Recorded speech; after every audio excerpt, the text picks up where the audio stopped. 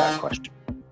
It's okay, Thank Mr. you. Lametti, the question was for you. So if you prefer not to answer it, you can just state that publicly. I'd be happy to answer the question. The question was Chair. for Mr. Lametti, and it is my time, so I do get to direct it to the witness of choice. All right, there's a taste of what's to come here. MP Harder goes back and forth with the chair, Lametti, and all this. So basically, you can feel the tension, but there's no one there doing the triple down and getting it. It's pretty calm. Check it out. Considerations that support the bill's consistency with the Charter. In considering the committee's recent discussions focusing on the impacts of the proposed amendments on social media, I understand there has been extensive debate on freedom of expression. We have prepared and shared with you an explanatory document that examines the amendments and discusses their potential effect on the right to freedom of expression in Section 2B of the Charter. I'm confident that these considerations support the Charter consistency of the bill and that they remain those outlined in the Charter statement. It is our position that the bill as tabled and these proposed amendments are consistent with the Charter. As the Charter statement indicates, the bill's regulatory requirements have the potential to engage freedom of expression in Section 2B of the Charter. The following considerations support the continued consistency of the proposed regulatory requirements with Section 2B. By virtue of Clause 1, which would remain in the bill, unaffiliated users of social media services would not be subject to broadcasting regulation in respect of the programs they post. What remains is an updating of the CRTC's regulatory powers and providing it with new powers applicable to online services. The bill maintains the CRTC's role and flexibility in determining what, if any, regulatory requirements to impose on broadcasting undertakings. Regarding the proposal to give the CRTC new limited powers to regulate an online undertaking that provides a social media service in respect of programs posted by unaffiliated users, the relevant Charter considerations include the CRTC's discretionary role and flexibility. The proposed narrowing of the CRTC's discretionary powers to regulate a social media service in respect of programs posted by unaffiliated users to only discrete members that I have mentioned is an additional consideration. The CRTC is subject to the Charter and must exercise any discretionary powers it has in a manner that is consistent with the Charter. The Act states that it must be interpreted and applied in a manner consistent with freedom of expression. The CRTC's decisions on matters of law or jurisdiction are subject to review by the Federal Court of Appeal. In my view, the relevant considerations that are set out in the Charter statement remain valid. These considerations are not impacted by the proposed amendments. Monsieur le Président. Mr. Chair, thank you again for the opportunity to address the committee today. I will be pleased to stay with you to answer any questions you may have. Thank you. Thank you, Minister Lametti. Okay, so now we go to our questions and comments round. As I mentioned earlier, we have 6 minutes from each of the parties. We're going to start with the Conservative Party. Ms. Harder, you have 6 minutes. Thank you. Minister, in the Charter Statement for Bill C-10, Clause 3, Section 4.1 is cited as grounds for the Charter being, for the bill being in compliance with the Charter. Now, we know that that section was removed. Experts in the industry now say that the removal of Section 4.1 takes away the safeguards that were imperative to protect user-generated content. Do you agree with that?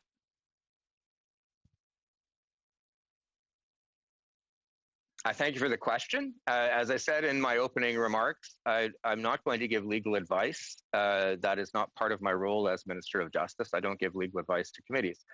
That being said, the Department of Justice has provided a further explanatory document that examines the amendments and discusses their potential effect on the right to freedom of expression in Section 2B of the Charter.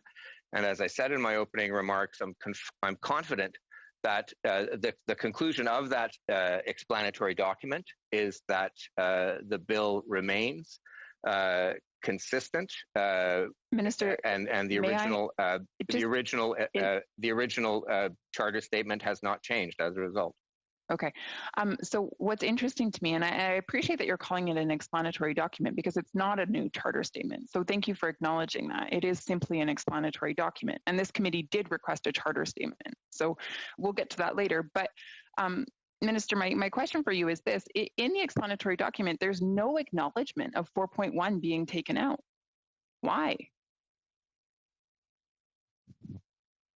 Again, I won't go into the mechanics of the explanatory I'm just document. wondering it took why. into account the changes. It's an explanatory document because the law only But 4.1 is the requires whole that I reason give that a it was charter. requested. Why wouldn't you comment on that? 4.1, I do not have an obligation to give legal advice. I have an obligation to give a charter statement under 4.2. I did that when the bill was tabled, as is envisaged in the law. And we have provided an explanatory document. It's not a charter statement, but it takes into consideration the amendments that were made, and the original import of the charter statement remains true. That in our view, the proposed amendments are consistent with the charter. It's interesting to me that in your opening statement, you said that the bill as tabled, direct quote, supports the charter. Again, giving no acknowledgement to the fact that 4.1 has been removed. And even now, as I'm asking you questions, you're skirting the issue. You're refusing to address the fact that 4.1 has been removed and give a statement as to whether or not it still is charter compliant. Why are you avoiding my question? I'm not avoiding the question. In fact, I've answered it, and I answered it in the opening remarks. The explanatory document looked at the proposed amendments, and including the removal of 4.1. It is, yeah. Well, including all the proposed amendments and the bill as tabled. You're skirting again. According to the explanatory, I'm not skirting anything. Why won't you just address it? Why won't you just say then why not just say yes? 4.1 being removed still respects the charter. I have said that all of the proposed amendments, including that, are consistent with the charter according to the spirit of both the explanatory document and the charter statement. Okay. Remember, Ms. Harder, that I'm not here to give legal advice, and I can't give you legal advice. I'm not asking for legal advice. I'm asking for the reflections of a very qualified minister. You have, and I certainly would expect you to be able to answer my questions directly without skirting and them. I am answering. I'm going to move on to my next question. I'm not skirting anything.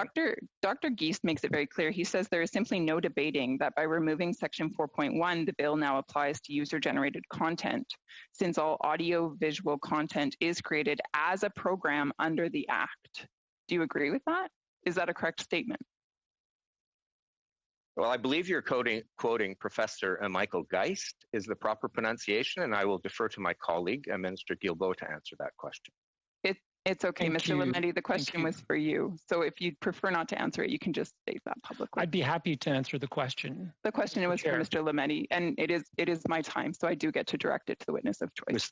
Okay, everybody. Mr. Chair, I would remind the honourable member, Mr. Chair, that I'm here to answer questions with respect to the charter statement. Minister Lametti, if you could just, can you hear me? I'll just be 1 second. I can indeed hear you. Ms. Harder, as you know by now, you can direct a question to a particular member, that is true, but that person is not compelled by anyone here to answer that direct question. They're not even compelled to be here, whether they be an MP or a senator, and it's the same practice we have in the House of Commons. Mr. Chair, may I? Go ahead, Ms. Harder. Sure. Is this part of my intervention or part of... It is about your intervention. I do understand what you're saying. I know that Mr. Lametti doesn't have to answer my question, but at the same time, when we have other witnesses here, one witness doesn't get to pass the question on to another. It is up to the speaker to determine which witness is being asked the question. So if Mr. Lametti doesn't want to use my time to answer the question, he doesn't need to, but he doesn't get to pass it off to Minister Guilbeault. But Ms. Harder, with all due respect, witnesses of the same organization pass it amongst each other quite often. And ministers have always, at least in my 19 years of being here, close to 19, they've always gone to officials as well. It's just something that we do. I understand you're frustrated. I used to get frustrated too. I know where you're coming from, but I just... But if I may... just one moment. Mr. Chair, what I'm going to do now... May I clarify one thing, Mr. Chair? When I'm ready. It is... Just one moment, please. I just want to make sure that everybody understands those rules about directing questions before we get into something else. I've stated it now. Ms. Harder had wanted to make a point, and I'm going to, do I proceed with your testimony or your questioning, Ms. Harder? I just wish to clarify one more thing about your direction that you're giving as chair right now. Go ahead. Your ruling is different than what it has been in the past, and I'm not sure if that's because we have two ministers in front of us. In the past, you've given us the latitude to determine the witness to whom we are directing our question. That is correct. But here's if you direct it to a particular person, they can refer to someone else. You can talk to whomever you wish, but the person receiving the question can refer to someone else if they so desire. I can't compel them, even if I wanted to. So I'm sorry for your frustrations, but I'm trying to make my way through this, and I'm hoping that nobody talks over each other. So now, Minister Lametti, you had something you wish to clarify as well. It's a long-standing practice of the House of Commons and committees, Mr. Chair, that ministers speak to their own bills. I I'm appreciate here for that. a specific reason to speak to the charter statement, and that's what I will do. And you mentioned that in your opening statement, but now I have to proceed. Ms. Harder, you still have the floor. Go ahead. Minister Lametti, I think as I've already expressed, I know you to be very capable, very competent. I know you to be a strong defender of free expression online. You've certainly written to that effect and made statements to that effect. And so I was very glad that you were here today. And I do have a question with regards to discoverability and its requirements within this bill.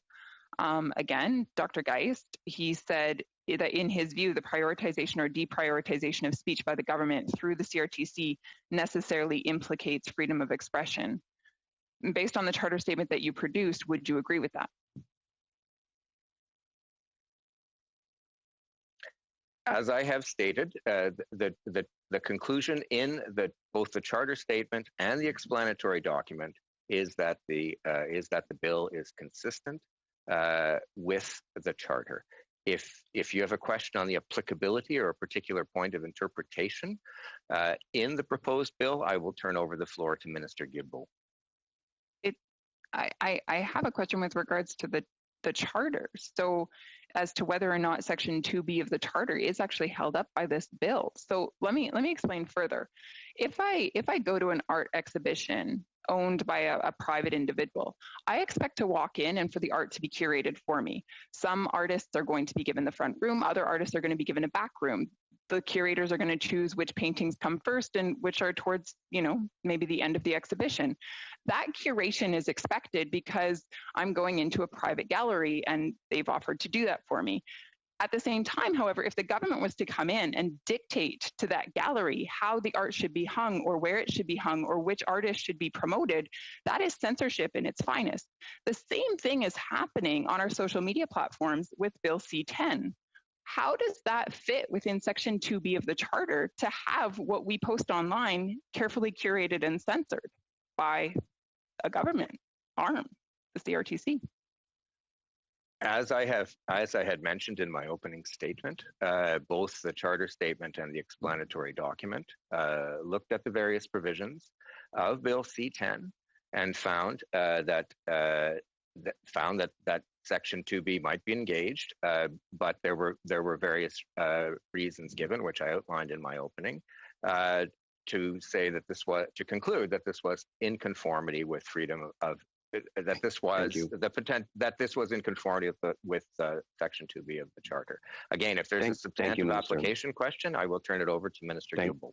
Thank you. I have to turn it over to Mr. Housefather. Thank you, Mr. Chairman. Minister Guilbeault, it's great to see you here again. Thank you, and thank you to Mr. Ripley and the officials from Heritage. And I want to particularly thank Minister Lametti and express my personal appreciation to him and to Maître Drouin and to the team from Justice for being here today, which is outside the normal course. Minister Lametti, this committee had asked you to provide a document focusing on whether the committee's changes to the bill